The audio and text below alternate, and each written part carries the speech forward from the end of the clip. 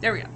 Okay, because we've done the foundational information, we've talked about applying things to culture, we've talked about background terminology, now we can actually get into like the applied, so how do we do positive psychology? What do we know about making life better, basically? So this unit was on positive psychology and managing emotions.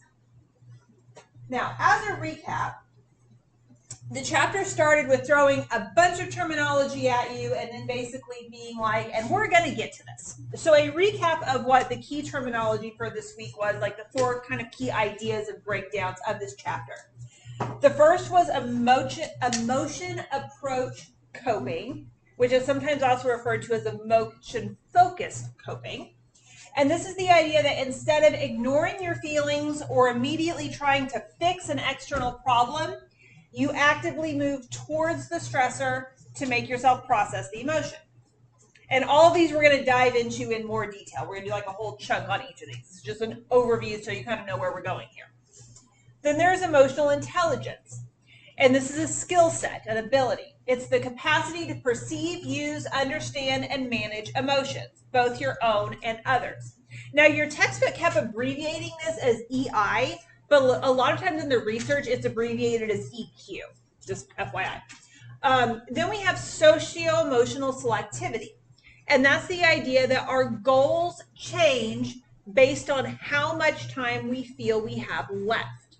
Now, a lot of times this research does look at end-of-life issues, right? So how much time we have left is meant literally like left on this earth. However, you can also apply this to how much time you have left before a big transition. And we'll get into that when we discuss this. And then finally, kind of wrapping up with this idea of emotional storytelling, using writing, journaling, narratives to process emotions and kind of move towards a better place of acceptance with what has happened. So a quick recap of some terms that your textbook used without explaining. Has anyone in here had behavioral science stats yet? Okay, who can tell me the difference between a mediator and a moderator? Do you remember? Yeah. All right. I also teach stats, so super fun. It's great starting a class knowing that everyone in your class doesn't actually want to be there. It's a super fun class to teach because nobody becomes a psychology major wanting to take statistics classes. So a quick stats terminology recap because your textbook kept using these words but never explained them. A mediator or a mediating variable is a variable that explains the relationship between 2 other variables.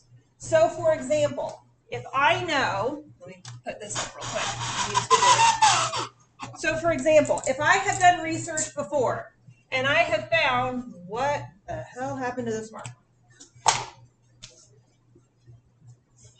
And I have found that this variable that we'll call variable 1 predicts this variable that we'll call variable 2. Okay? I found this relationship. I have documented this causes this. A mediating variable is a variable that I decide, I wonder if I could explain this relationship. I wonder if maybe this is causing something else that in turn is causing this. So what a mediating variable does is it takes this relationship and it kind of plops itself right here.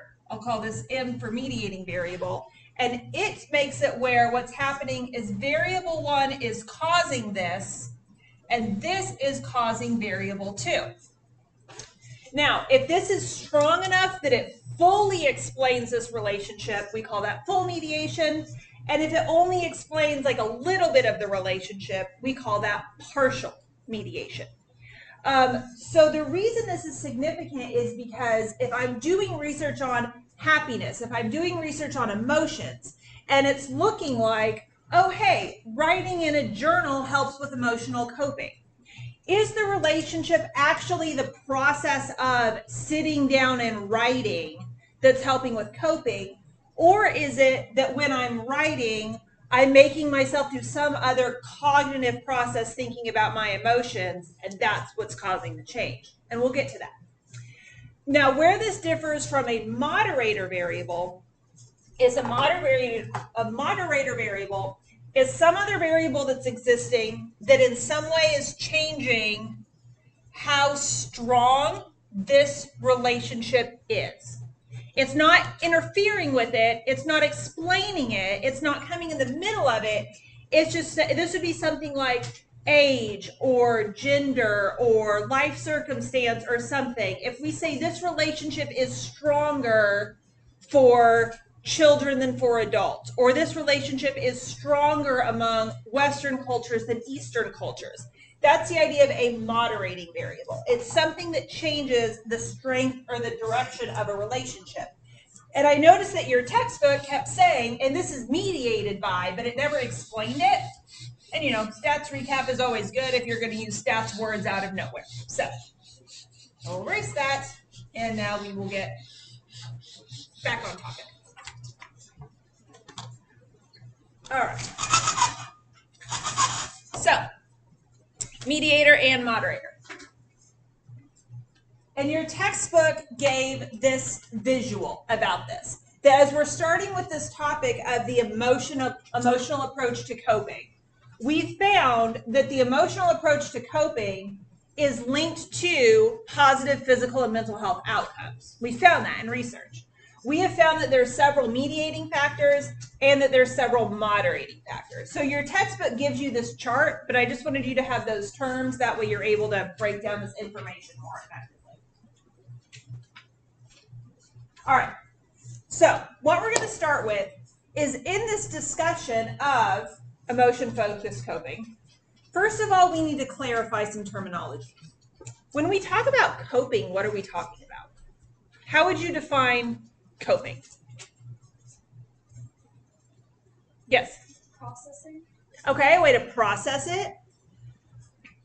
We tend to also link, like if somebody has gone through something very difficult and they're engaging in some odd behaviors and they use the line of, this is just how I'm coping with things. What does that tend to mean?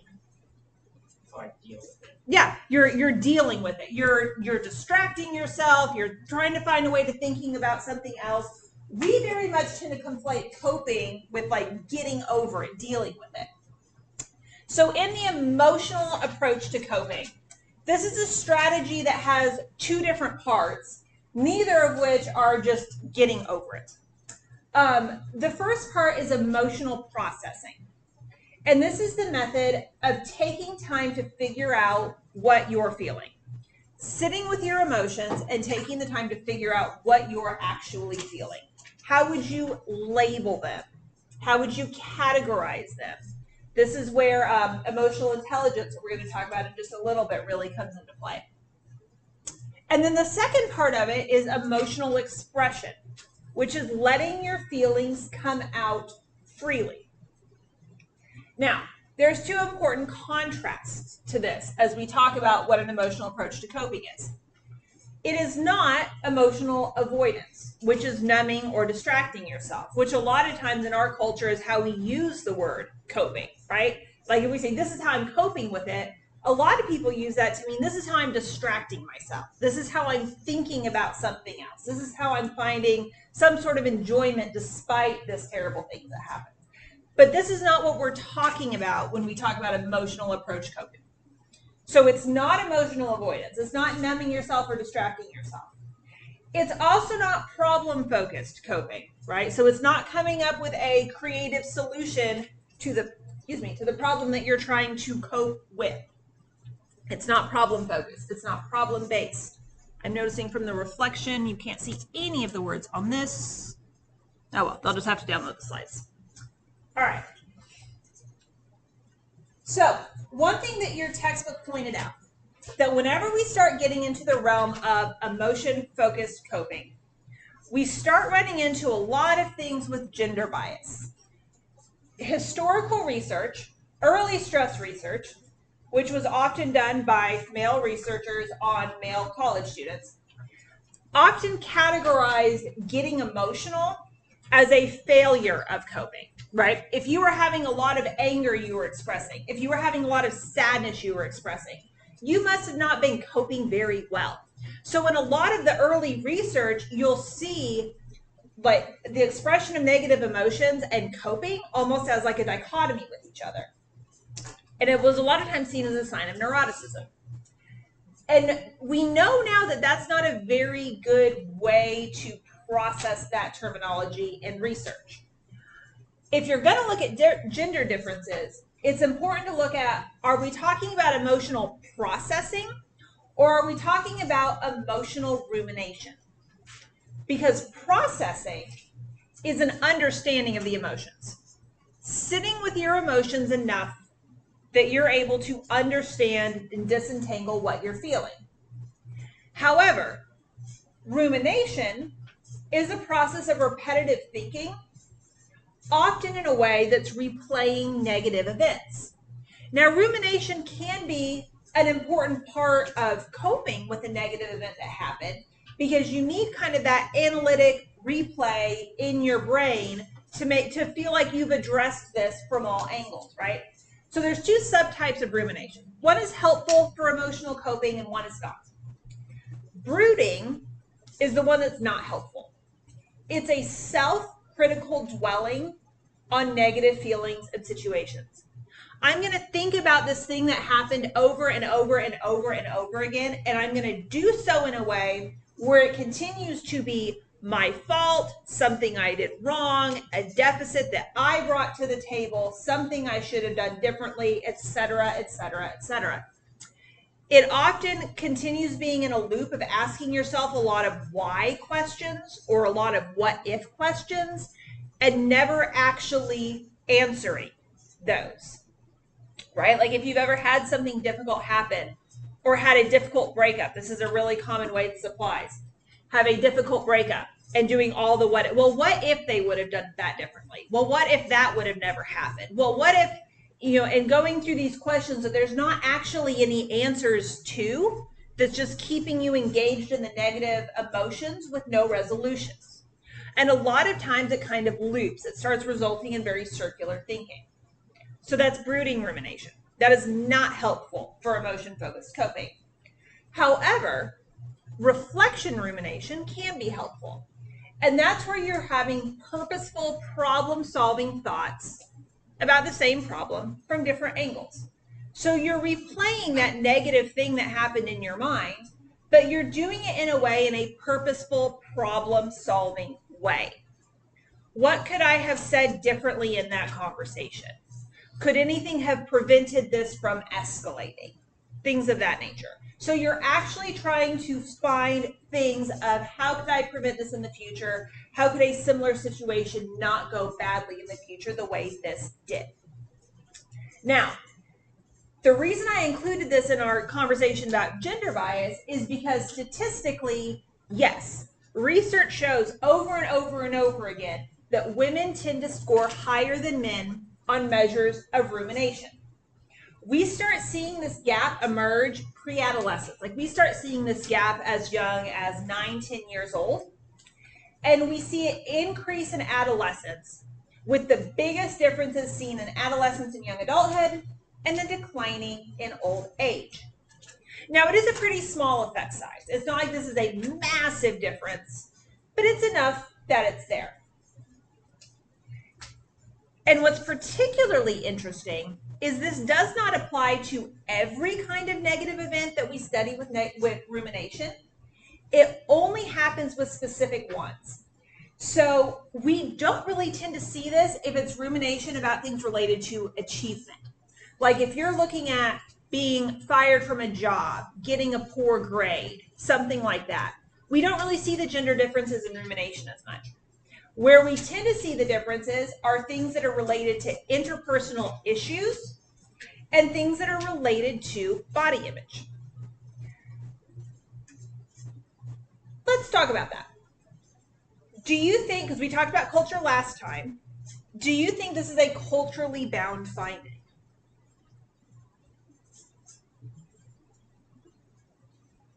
Yes. Yes. Why? What about our culture would make women more likely to ruminate than men?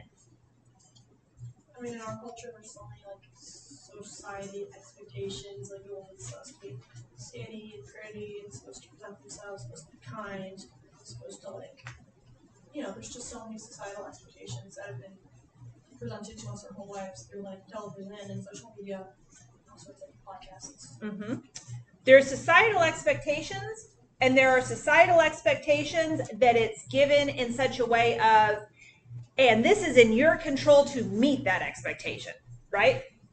And that's one thing that we see quite a bit as we kind of dig into the why on this, is that the relationship between gender and rumination is mediated, remember, like the relationship is interrupted, by their beliefs about emotional control, by their beliefs about their responsibility for the relationship, and by how much mastery they need to feel over negative events. So, this argument happened within my family. As the daughter, as the sister, as the wife, as the mom, as the whatever insert female role there, societally, there is kind of an expectation that the woman is the emotional gatekeeper of the group, right? If you're in a heterosexual relationship, in a nuclear family, and whatever, if you're a female and you and your male partner are arguing, you're expected to kind of have the emotional tone on that, right? You're supposed to be better at reading the emotions. You're supposed to have known that would make them angry. You're supposed to, whatever we say in our culture. Or same with kids, right? Well, if you were a good mom, you would have known this would have upset your kids. You would have seen why your kids were XYZ. So these responsibilities in the relationship, okay, yeah, I should have known that. I should have seen that. Okay, let me think about this from 18 different angles so I don't make that mistake again. So this is very much explained by beliefs about how much emotional control you're supposed to have and your responsibility in the relationship. Women are just more socialized to be more responsible for the emotional tone when you look at interpersonal relationships. And, fun fact, higher rumination rates in females have been shown to contribute to higher rates of depression and anxiety in women. Now, some cultures do encourage emotional suppression, which can lead to more rumination, right? Because I can't even talk about it. I can't express it. I can't get it out. I have to act like everything's fine, so it just swirls and swirls and swirls in my head. Some cultures encourage the emotional suppression in order to preserve group harmony and in order to preserve personal dignity.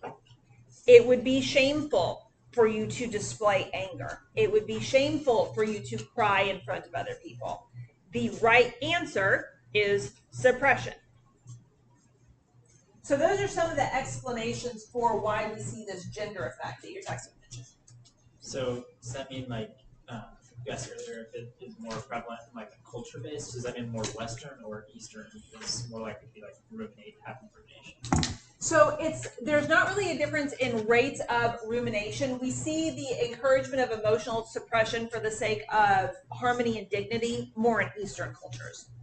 So it just leads to a different kind of thought process behind the rumination and like why it's happening. Same result, different cause. Yes, exactly. So in those situations, it might not necessarily be so much because of this like emotional relationship responsibility. It would be more so because I can't talk about it, all I can do is think about it.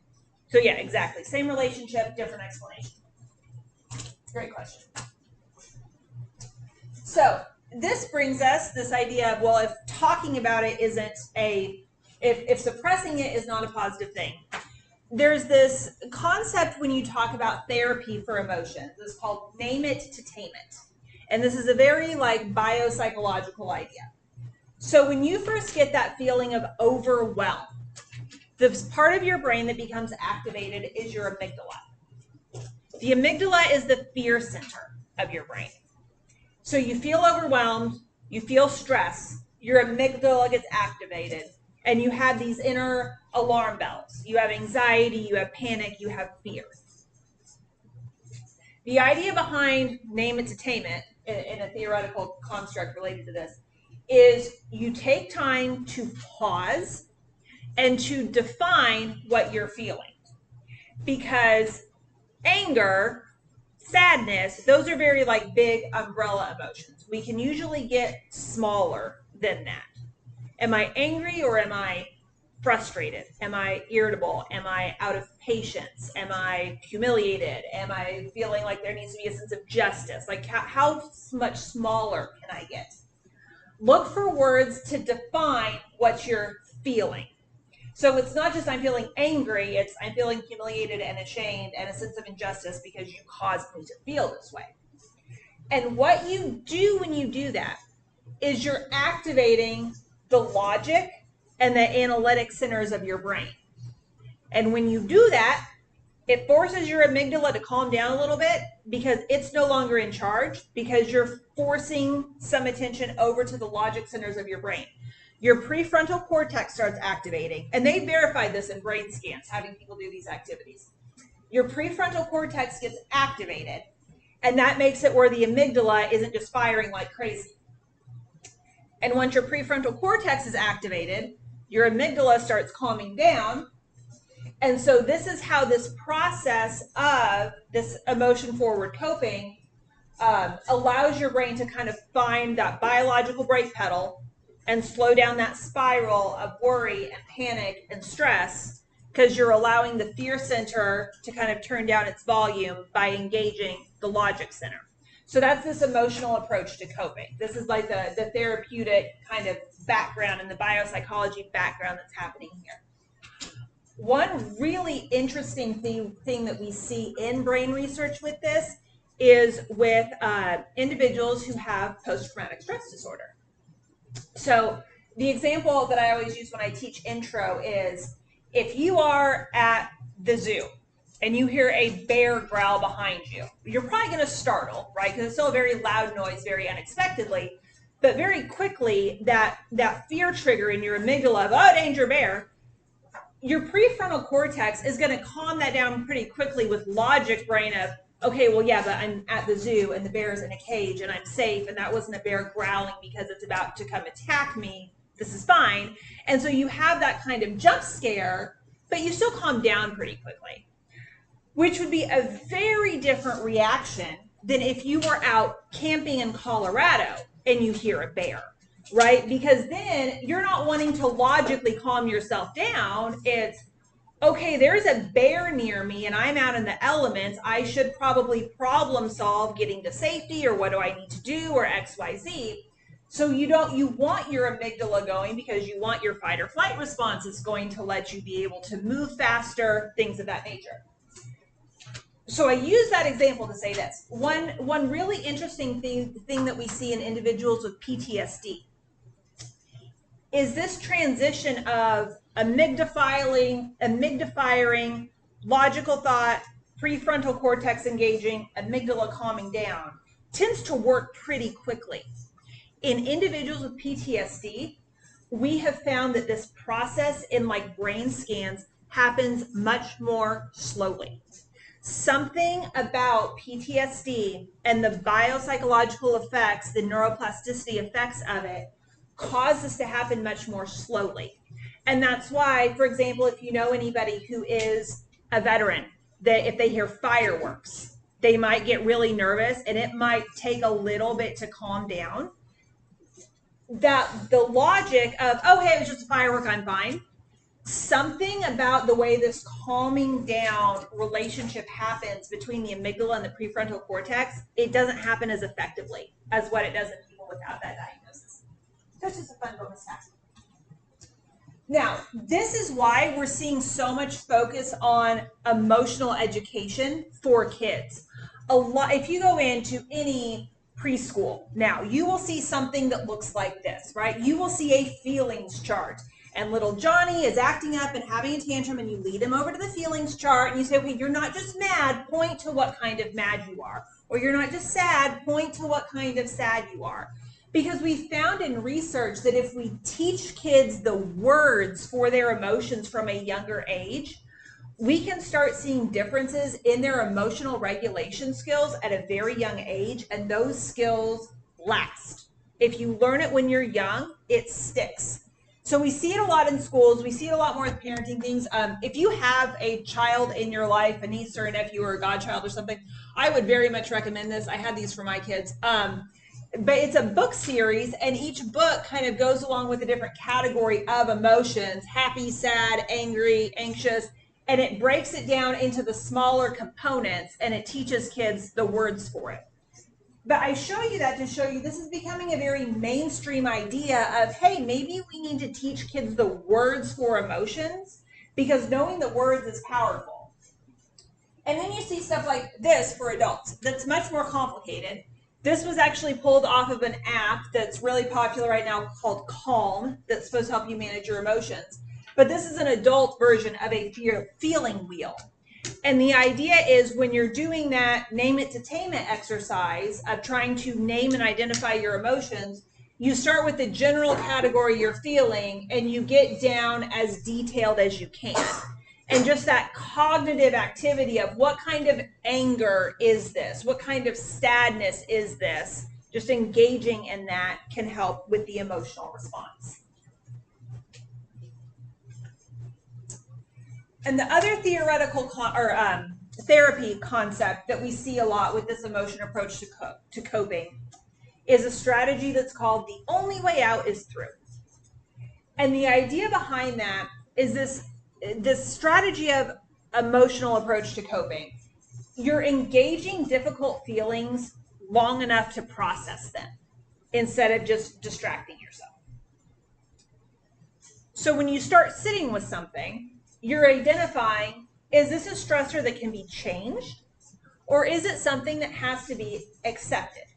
Because that kind of leads to two different trains of thought. Because some stressors that you still need time to process, the grief, the sadness, the anger, whatever, is something that can be changed, right?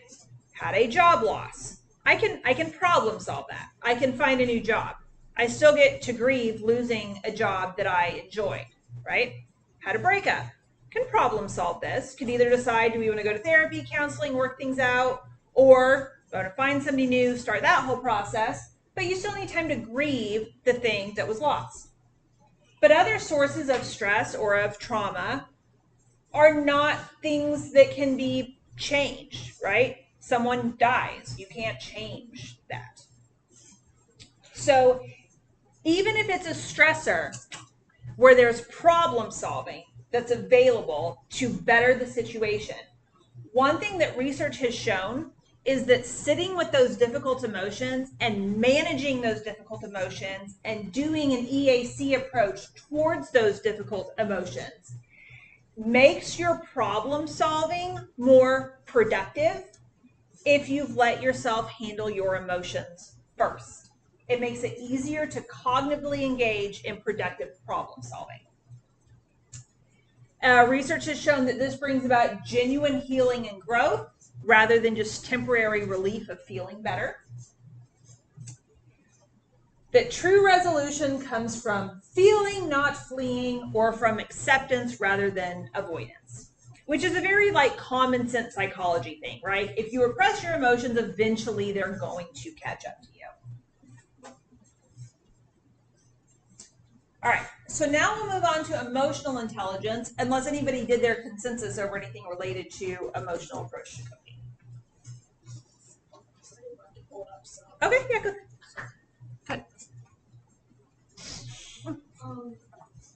I didn't do mine over that, but I did do what's over the biological. Okay, yeah. Well, you pull yours up, she can do hers. And the book briefly mentioned about the book was Blossom. Mm-hmm. And so I asked what challenges might somebody face with that, and talked a lot about the cognitive side of it, and then the learning and the motor delay, and how epilepsy could be involved with that as well. And then it also talked about the proportion between that, 60-70%, how they maybe deem as normal or more mild, moderate difficulties, which is 20-30%, and then how they're severely is about 10%.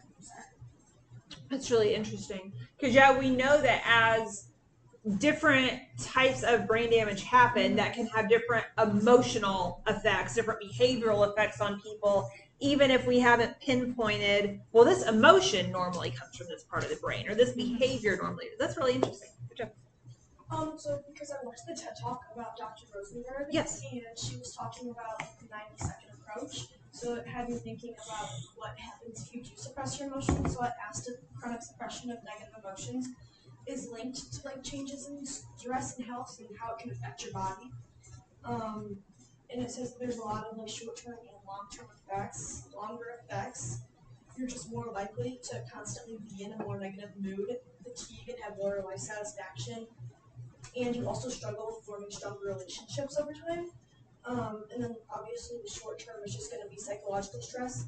But even like during emotional films or movies, you'd be more likely to have like an increase in heart rate or like cardiac responses to watching it because you suppress the emotions, your body doesn't know how to deal with it. That's really interesting. I had never heard the movie one before. I like that. Based on some of the things we've talked about already, what do you think could be explaining the relationship between if you suppress your own emotions, it can interfere with your interpersonal relationships? What's a key element that could explain that? I think like with interpersonal relationships, that's like the perceived the most safe way. So that's where your guards come down. So it's not fully suppressed anymore as it would out in the public. Yeah, you lose that element of vulnerability and authenticity, right? If I'm hiding my emotions from you, how authentic is this relationship? I mean, I also think that it's like you said, like Dr. Rosenberg, if you're suppressing your emotions, you're not allowing yourself to sit and understand your emotions and what they are and what you can do. So how are you going to empathize and have to like deal with someone else's emotions if you can't even understand your own? Yeah, absolutely. Well, and with what you were talking about, and we'll get into this, with it also tending to lead to just more overall negative mood, negative affect, there also is kind of a social component there, right? Because people who are continuously grumpy and unpleasant to be around don't tend to have a lot of really deep relationships because that's just it's difficult, right? All right, I like both of those a lot. All right, so emotional intelligence. Like I said, your book abbreviated this EI, but a lot of research abbreviates it EQ. An emotional intelligence is a skill set or ability related to being able to process affect, to process emotions, both in yourself and in other people. It's this idea of somebody having the ability to read the room, right? They might pick up on other people's emotions that others aren't picking up on with cues in body language, tone of voice, reactions, things like that. There's a researcher that pioneered this field of using things like this to be able to tell when people are lying. If you've ever watched the TV show Lie to Me, that's actually based off of real psychological research. And the idea is you can train yourself to pick up on other people's emotions and pick up on other people's micro expressions, was what he called them, even emotions people are trying to hide. And when you see a disconnect between the emotions that are appearing in somebody and the narrative that they are telling, that is often an indicator that they are lying. The researcher's name is Ekman. His research is absolutely fascinating. It's really, really cool. But it's this idea that, and that's kind of the flip side of it, because the idea is once you develop a high enough emotional intelligence, you could start kind of working with it in this kind of way. But for your average person, it's this idea of I can detect my own emotions, I can detect the emotions of other people, and I kind of know how to navigate that space. Now, there is one common misunderstanding. This has nothing to do with your personality. You don't have to be a really kind person. You don't have to be a really empathetic person. You don't have to be a major extrovert to be good at this.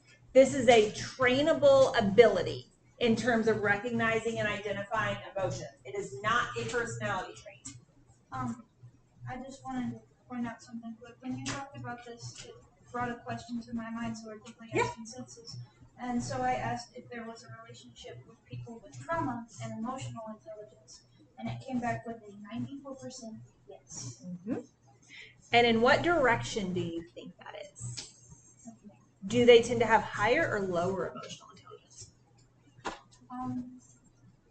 Existence, I'd say. No, that is the correct answer. That's almost always the correct answer in psychology. But it really is one thing that a lot of times you see in children who grew up in abusive households, especially if they grew up with like very angry parents or alcoholic parents or things of that nature. If they grew up with abuse or neglect, you tend to see those kids have a pretty high level of emotional intelligence because that became a survival factor. I need to know when dad walks through the door what kind of mood he's in so I know if I need to disappear or if I'm safe to stay here. It became a survival mechanism. However, some types of trauma can blunt your emotional intelligence because, like what we were just talking about, you begin cutting off your emotions because you don't want to feel it. It's easier to not feel it than to cope with it. So I'm going to not feel it. I'm going to turn off my emotions, and that leads to reduced emotional intelligence. So it depends on the type of trauma, the age, things of that nature. You had your hand up too, didn't you? Yeah. Got it really fast. My question is like some people like can do this without even like knowing, but also like I feel like there's some people who could like almost understand, but to an extent either not care or not look deeply or something like that. Is that kind of with that, or is it more like a separate deal? Yeah, some people are more intuitively able to do this than others. Some people are naturally good at it, and there are a lot of things in childhood that could influence that. There's a lot of things with personality that could influence that. But yeah, some people are naturally better than it than others. And yeah, like you said, others decide they just don't care. Like people who very much have the tough it up mindset or the I don't care what you're feeling as long as what needs to get done is done. You can choose to ignore this. Absolutely. Did you have a follow-up question? Yeah. So I said, is it possible? Well, I was going to ask if it's possible to kind of have both sides at the same time. So you're more aware of other people's emotions, but at the same time, you're aware of yourself. Yes. Yeah, absolutely. It can work that way where I'm really good at recognizing the emotions in other people, but I don't want to spend the time on my own. But I can see it everywhere else. Absolutely. And it can also go the other way, right? There's some people that can be really good at disentangling what they're feeling. I can tell you what I'm feeling and why, but because your thought process did not link to your emotions in the same way, I have no idea why you're mad. Like, what are you upset about? That wouldn't have made me mad. Why are you mad? So it can go both directions. Being good at one side of it does not automatically mean being good at the other, but most of the time there's a pretty high correlation of both sides, but it can be one-sided.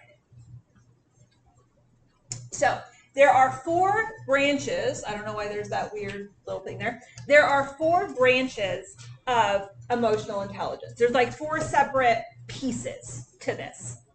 The first piece is the perceiving. You're picking up on emotional cues and you're identifying emotions in yourself and in others. I forgot to add in others. But so you're picking up on the cues and you're identifying it. What emotion is there? The simple perception and identification. That's all there is to it. Can I tell if someone is sad based on their facial expression? Can I identify I'm feeling angry because I felt embarrassed, whatever it might be. So you can pick it up, you can identify it. Very simple labeling. That's the perceiving. The second branch is using this information. How can I leverage my mood for different cognitive strengths? And we're going to talk about some really interesting research on that here in just a little bit. How can I use the differences in my moods to benefit me? How can I harness my emotions for problem solving and creativity? And what clues do my feelings give me about what I want? So this would be the idea of if I'm going through different what if scenarios in my head, being tuned in enough to my emotions that, okay, when I got to that particular what if, I started feeling really anxious. What does that tell me? The next one is understanding. And understanding is more so like the analytical part of this. Can I trace the relationship between my emotions? Am I someone that knows it's easier for me to act angry than admit when I'm sad. So a lot of times when I feel sad, I convert that to anger, right? That's a really popular one. Or on the flip side, people who tend to cry when they're mad because they don't feel like it's okay to express anger. So they just start crying when they're mad, and they seem sad, but they're actually mad. Like, can you detect that in yourself? Can you detect that in others? Which of my emotions lead to which of my behaviors? Are there certain mistakes I'm more prone to making when I'm in certain emotional states? And can I disentangle the effects of feeling multiple emotions at once? That's the understanding element of this. And the last branch of emotional intelligence is the idea of managing. Can I put all this information together and know how to manage my moods? Do I know how to get myself out of a bad mood? Do I know how to talk myself down? Haven't I been able to find that balance between emotional repression and emotional overwhelm in a way that feels healthy for me, right? Because sometimes you do have to put your emotions aside. You're all in school. You've probably had that experience of something really emotionally activating happening the day before a big test or while you're working on a big paper or during finals week, and having that thought process of, I don't have time to be upset right now. I have to get this done. Right? Anybody ever experienced that? And you just kind of like put it to the side. Like, I'm going to be mad about this tomorrow. I'm going to sit and cry about this once I'm done with my paper. But it's this idea of finding that balance between what's a level of emotional repression that's functional for me, that I can go about my day and get done what I need to do and not sit and cry in the bathroom at work, versus what's a level of it where it's not healthy repression, versus not just feeling overwhelmed by my emotions. And can you calm yourself down? So these are the 4 branches of emotional intelligence. And sometimes people have pretty strong relationships and that they're equally strong in all of them. And sometimes people are really good at some of them and just haven't developed the others. But again, all parts of these are trainable and are developable. And there's actually some surveys out there that you can take that can kind of analyze your strengths in the different areas of these emotional intelligences. And if I can find a good one that's free that doesn't do the whole, and now just pay $29.99 for your results, I will post it. So going back to this idea of understanding and leveraging your mood for different cognitive exercises, there has been some really fascinating research that different moods make different cognitive tasks easier. So if you're in a positive mood, if you're feeling really happy, if you're feeling really high energy, cognitive tasks that involve brainstorming, creativity, exploration, switching between tasks, memory, attention, or learning rules tend to be easier to engage in. Like being in a positive mood, being in a happy mood, being in a high energy mood, that tends to facilitate the same cognitive processes that help to facilitate these activities. However, if you're in a negative mood, if you're feeling sad, if you have low energy, there are also cognitive processes that tend to be productive for different tasks. Editing, which if you think about it, that makes sense, right? I'm in a bad mood, I'm going to nitpick. There should not be a comma there. That word is misspelled, right? Being in a bad mood makes you a better editor. So if you've written a paper, reread it when you're having a bad day. You'll probably find more mistakes. Critical analysis and analytic reasoning. Spotting deceptions and inaccuracies. And part of this is because of the next one, in terms of detail-focused judgments. You tend to be better at paying attention to details when you're in a negative mood than when you're in a positive mood. Now, intense negative states impair learning and memory, right? You're not going to effectively study for a test the afternoon that your dog died. So there is a level of it can be intensely negative enough that it just totally impairs you and this does not work. But mild negative states can be performance enhancing. If you've ever heard this idea that a little bit of stress is good for you, that's where this comes from. For some people, being under small, manageable amounts of stress actually helps them work better and perform better. So do your creative writing homework when you're in a good mood. Do your math homework when you're in a negative mood. All right. Did anybody do emotional intelligence for their consensus before we move on to socio-emotional selectivity? Yes. Okay.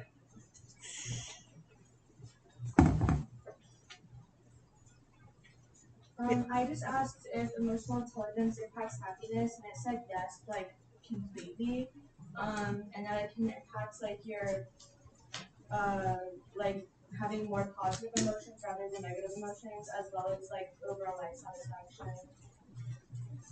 And that makes sense, because you can, once you learn how to identify and manage your emotions, you're going to be better at kind of being able to pull yourself out of a bad mood and getting kind of back up when you feel down. Yes. I felt like I knew this beforehand, but I looked at the difference between emotional intelligence over generations, like which generations have stronger as emotional intelligence. But obviously, younger generations do more than older generations. And I didn't really look into like the why and all that, but it was like there's more trends increasing in like wanting higher emotional intelligence, and that's something that's a value now. That wasn't previously. Absolutely. Well, and part of the why behind that is what I mentioned earlier, like with the feelings charts in the books, and we're making that more important than what it used to be, right? Coming from the way that children were frequently raised 30, 40, 50 years ago, if a kid's having a tantrum, it doesn't matter what they point to on a feelings chart. You're disobeying. Go stand in the corner, or worse. Whereas now we very much more focus on, no, but what are you feeling? Let's talk about this. Yep, absolutely. There's generational effects. I just asked, like, basically, people accurately, on average, assess what their emotional intelligence level is. Oh, that's a good one. Said that people are only moderately accurate most of the time because they don't actually know how to assess it. Okay. Yeah, and that makes sense. What do you mean? Of course I know what I'm feeling. Yeah, absolutely. That makes sense. I like that one. Yeah, you have introspection about it. All right. Now we're going to move on to a really interesting theory called the Socioemotional Selectivity Theory, or the SST. This is a developmental theory of motivation. Now, a quick recap before we dive into this, because this kind of jumps off of a very famous psychological theory that you probably covered in intro, which is Erikson's stages of psychosocial development. Does this look familiar to anybody? Yes. Good. Okay. In case it doesn't, or in case you need a recap, or in case you nodded because you knew that was the answer I was looking for. A recap of Erikson's theories. Erikson proposed that as we go throughout life, there are different stages that have different struggles. He started at birth and he ended at death. Two of Erikson's later in life stages that he proposed was from age 40 to 65. We go through a challenge that's referred to as generativity versus stagnation. During this psychosocial challenge, we're asking ourselves, am I contributing to society? Am I a meaningful part of my family, my friend circle, my community? Am I creating and nurturing things that will outlast me? Because a lot of times at this age, you get to the realization of, I'm in my second half of life. What am I doing with it? He proposed that the last stage of life was age 65 plus, and that's a stage that he termed integrity versus despair, and that people tend to be asking themselves, has my life had meaning? Have I contributed something of value? How do I feel when I reflect on my life? And am I fulfilled, or do I have regrets? And a lot of the earlier stages are focused on self-discovery, identity, forming relationships, figuring out strengths and weaknesses, figuring out your personality, things of that nature. But this is when we start getting into the whole life's not going to last forever, existential crisis type thought process. So the reason that I start with that is because this is a big part of where the SST theory picks up. I think it's just SST since the T is theory. The idea behind it is our goals change based on how much time we think we have left. Now, Erikson conceptualized this as being very literally, like the ages in life, the average age of death, our actual countdown for how many years am I left here. And SST proposes it can work that way, but it can also be the amount of time that we have left before a big transition. How many of you in here moved away from home to go to college? Okay, a lot of you. Did you notice anything different about your behaviors and your social interactions with your group in the month before you left in comparison to other time frames? What was different? You're all nodding. What was different? How did it change? It's very positive and like spent probably more time hanging out. Okay. Or like finding less excuses to kind of like bitch or like that kind of doing everything we wanted to do as a group before everyone heads out. Mm-hmm. Yep. Yeah, this is my last chance to see you. I'm not going to say I'm busy because I'm binge watching something on Netflix. That no longer seems important, right? We tended to be more sentimental and reflect on time that we had together throughout the years. Okay. What else? I know I was meaner to like my family because I didn't like though I wanted to leave, like I was sad, so it affected my emotions last month. Okay. So that would kind of get back to the emotional intelligence thing, right? And the emotional coping is not really being able to handle the sad, so mad was easier than sad. Yeah. Okay? So one pattern that we see with this research on SST is that when people are in younger years or when they feel like they have a lot of time left in a situation, they don't feel like they're on a time clock, that this is about to end. There's a value of knowledge, of new experiences, and by knowledge I mean like being very analytical of things, of new experiences, meeting new people, networking, learning facts, developing your identity. The month before you moved away, you probably were not all that interested in expanding your friend group and meeting new people there, right? Like why should I meet somebody new? I'm leaving. I want to hang out with the friends I already have that I'm not going to get to see as much. So the idea of expanding your network is more available when you're younger or have a lot of time in a situation than when you have limited time. As you get older in life, or as you feel like you have more limited time in a situation you're in that you value, you tend to value more the emotional expressions, like you said, being more sentimental and reflective, deepening those existing relationships, and savoring the moments that you have with them, not making excuses not to do it, having very reflective emotional conversations while you're there, spending as much time together as you can. And we've seen this in a lot of research about positivity and the quality control of our emotions. So there's been some really interesting studies done with eye tracking. Now they actually have, so you can sit and there's these little scanners that they put and it can scan where you're looking. So this is what we mean by eye tracking studies. In eye tracking studies done by older adults, they have found that they spend less time looking at angry faces and more time looking at happy faces compared to younger adults. Because if you think about it, think about a lot of the social circles when you're young. Think about a lot of the jobs that you have when you're young, right? Like a lot of customer service jobs or a lot of things where you have a lot of people who are your superiors. When you're younger, you kind of have to be in tune with why people are angry, right? Are you mad at me? Did I do something? Is this something I can fix if it's my job to fix it? We very much tune into, oh, that person's unhappy. Why? Whereas when people are older, they engage more in cognitive pruning. They're filtering out the negativity to preserve their own mood. That person seems upset. That is not my problem. You're in a good mood. I'll talk to you. This will be a more fun conversation. They're preserving their own mood. They're preserving their own emotional state. They do not want to waste time on negativity. And we've shown this in research. And there's also this idea of quality control. When you're younger or when you feel like you have more time in a situation, there's a lot of information gathering going on a quantity basis. And there's a lot of tolerating the negative because its usefulness might emerge later. And you have the time for that to happen, right? You meet somebody, your first couple months that you're here, you don't get a great vibe off of them, don't love them. I was like, you know what?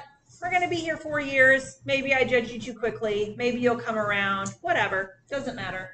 We tend to be more tolerant of it. Hate this job, hate my boss, but you know what? I can work my way up. Some good things could come from this job. I'm going to tolerate the negativity because it could get better and lead to better things later. For reference, I was not talking about this job. I do love being here. Sorry. However, when you're older, there does tend to be more of a focus on the quality. People tend to become much faster to cut out the people and things and activities that are draining. I only have a month left at home before I moved. I never really liked going bowling with you. That's not what I'm going to spend my time doing. It does not benefit me anymore. That's not worth my time, right? We can become much faster to cut out the people and things and activities that are draining or that we're not really enjoying and let ourselves be a little more selfish with, nope, I didn't actually like that. All right, and the last thing we're going to talk about is emotional storytelling. Before we move on, did anybody do their consensus on SST? All right. Okay, emotional storytelling. This is really interesting, and this is not just journaling. Emotional storytelling or expressive writing is an intervention technique. There's a lot of different branches of therapy that use this. The core idea is that writing about your traumatic or emotional upheaval for short periods, the original researchers did 15 minutes a day for 4 days in a row, and then taking a couple days off and then doing it again, will have positive effects. Now, like any good researchers, they wanted to disentangle the idea of, is it just the action of sitting and writing that's making a difference, or is it that you're actually writing about a traumatic emotional event? Because you could make the argument of, it's not that they're writing about something difficult, it's that they're taking 15 minutes a day to be introspective and kind of take time out and sit and write that's having the benefit. So they tested this. So what they did to compare this was they had some people take 15 minutes a day for 4 days a week to sit and write about something traumatic and difficult. And then they had another group, their control group, that they also had them take 15 minutes a day, 4 days a week, but they asked them to write about the environment at the time they were writing. Describe the room you're in. Describe where you're sitting. Is the temperature comfortable? Is there music on? Who have you seen today? Etc., etc., etc. It wasn't supposed to be anything emotional. It was just supposed to be describe your setting. What would you change? What do you like about the room? What do you not like? Because they were trying to show it's not just sitting and writing. It's the fact that they're engaging these memories. So that's kind of the core idea of this emotional storytelling or expressive writing. Why it works. If you remember earlier when we talked about rumination and just kind of thinking about things over and over and over, emotional storytelling forces your brain to organize painful thoughts into a coherent narrative, and it allows you to begin reducing the rumination. Because a lot of times what fuels rumination is something in your brain thinking, oh, hey, I haven't thought about that problem from this perspective yet. I haven't thought about that problem trying to answer this question. And so in your brain, you start back at the beginning and you go through the whole thing again, this time thinking about it from whatever different angle. This forces your brain to organize it in a way that's on paper and out of your head. And it reduces rumination because it lets you physically address all those different perspectives you want to address. Now, one important contrast, this is not just venting to rehearse anger. This isn't just writing angry thoughts, but it's actually structuring your emotions into a story. And the why behind this, part of why this works, is that keeping secrets, keeping experiences to yourself, keeping emotions to yourself is physically and emotionally expensive. And here's what I mean by that. Here's some research that has been done on secret keeping. If you are carrying a secret, whether this is something that has happened to you or something that has happened to somebody else that has been disclosed to you that you've been asked to keep it a secret, and whether it's an actual event or just your feelings about something. Secrets have been linked to lower well-being and more distress, been linked to more frequent mind wandering and reduced concentration. It impacts your relationship satisfaction and feelings of isolation. It reduces your feelings of authenticity. It's linked to negative affect, anxiety, guilt, and depression. It's linked to fatigue.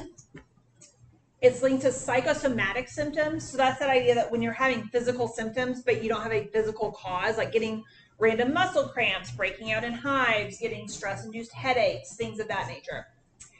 We see this especially if it's a secret that is heavily guarded or especially shame-filled. And in adolescence, we see this lead to stress, depression, aggression, delinquency, and lower self-control. So secrets have effects. But the type of secret that you're keeping matters. The types of secrets that are the most harmful are ones that involve something serious, negative, immoral, or socially harmful, versus something that's just protecting the autonomy, privacy, or relationship. If there's a high fear of discovery and a threat of shame, that tends to be especially harmful. Whereas if the content of it is less negative and the emotional impact shifts away from I would be ashamed, that tends to be less harmful. And if it's a secret that is frequently ruminated about, difficult to conceal, and you expect a bad outcome, that tends to be more harmful than something that's organizational or something that might bring people together and make meaning or closeness, right? If you have that one coworker at work that you both know something you're not supposed to know, that doesn't necessarily tend to have a bad impact. That can almost be a bonding thing of we both know this and neither of us can talk to it with anybody but each other. Or same thing in a family situation. So what is this expressive writing? This is the idea of I'm going to make myself feel worse in order to help myself feel better. Because while you're doing it, it does not feel good. Most people feel worse for about 2 weeks immediately after the exercise because you're forcing yourself to sit with negative memories and write them down in a coherent storyline. They often feel more tearful, and an adjective that's used a lot is I feel emotionally raw, like I feel like everything's just there. After 2 weeks, people start reporting increased health benefits.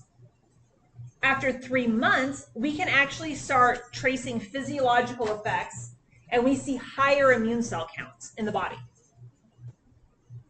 The greatest improvements are linked to people who use causal words in their narrative. Things like, because this happened, or this made me realize this. Now I understand the reason this happened, things like that. And the idea behind this is sitting in the middle of a chaotic trauma tangle in your brain and forcing that into a linear story helps you make sense of all of it, and it gets it where it's on paper and it does not have to be in your head. The benefit of getting things out of your head and on paper is relevant in so many contexts. Even little things like keeping a notepad next to your bed where you can write down things that pop in your mind while you're trying to go to sleep. That has been shown to reduce anxiety and insomnia, even if it's never anything important that you write down. Like if you're trying to go to sleep and you remember, oh shoot, I need to go get more cat food tomorrow. And you write down, get cat food. Whatever it might be, little things, big things, whatever. You start worrying about something, you write it down, and you say, I'm going to remember to worry about that tomorrow. Because the idea is it gets it out of your brain, and just doing that helps kind of calm down that reaction. So by forcing it into a linear story and out of your head, it has a benefit. And what's interesting about this is that the writing is the intervention. No one has to read this. So your textbook talks about it was a researcher named Pennebaker that came up with this. Pennebaker had a graduate student, and I cannot remember her name, but she kind of picked up on this because she was interested in looking at if I'm giving you the instructions to do this journaling over this difficult event, does it matter, especially if we're dealing with secrets that are weighing on your mind, does it matter if you think anyone's going to read it? And so she actually did this as an activity in a class. She used 4 different classes as an example, and they were instructed to sit and journal about something that was a secret, an embarrassment, whatever it might be. In one of the classes, she had said, me or a member of my research team is going to read every one of these. They're going to be kept totally anonymous, confidential, like no one's going to say what you said, but someone's going to read it. And she was kind of sitting at her little table, and as people would leave class, they put it on the desk, and she would sit and start reading it so people could see, okay, she's actually reading these. In the second group, there was like a folder on the table, and she had said, me or someone from my research team is going to read it, just leave it in the folder. So they didn't see her reading it, but that's what they were told. There was a third group where it was also leave it in the folder, but they were told this is going to be shredded. No one's going to read this. I'm going to take this folder into the office and shred these papers. And then the fourth group, she brought a shredder into the classroom and plugged it in. And as they came and handed it to her, she walked over and put it in the shredder. So they saw her doing that as they was leaving. And one thing her research showed is there was no difference in the benefit of the writing based on what group they were in. It did not matter if they thought it was going to be read or not. It was just the process of having written it down and getting it out of the head and onto the paper that made the difference. So last thing I have, because I know that I've been very long-winded today. I love this topic. Some interesting findings that have been found with this. Gender. Some research studies show that men have a higher benefit for this emotionally expressive writing than women do. The findings are mixed. That's not across the board, but some research has shown that. Why do you think that might be, especially in our culture? Why might men benefit more than women? More likely social groups as a form of an outlet, and they're not less likely to use their social groups in public. Yes. If I'm upset, there is no social shame in me going and sitting and crying to my sister, to my friend, to whatever. However, we still do have more social stigma of men being emotionally expressive, especially if it's sadness or grief. So this is the idea that this might be the first outlet that there has been to openly convey these emotions and be encouraged to do so. Absolutely.